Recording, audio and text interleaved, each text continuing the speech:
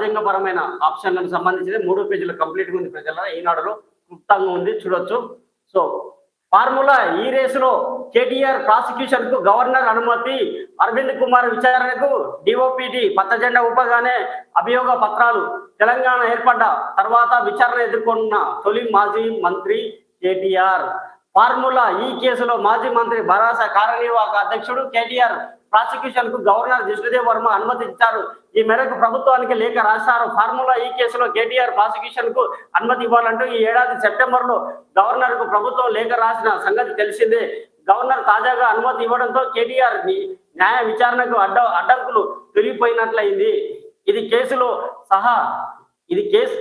కేసులో సహా నిందితుడిగా ఉన్న సీనియర్ ఐఏఎస్ అధికారి అరవింద్ కుమార్ ప్రాసిక్యూషన్ కు డిఓపిటి అనుమతి రావాల్సి ఉన్నప్పటికీ అది లాంఛనమే కావడంతో త్వరలోనే అనీషా ఈ కేసులో అభియోగ పత్రాలు దాఖలు చేయనుంది.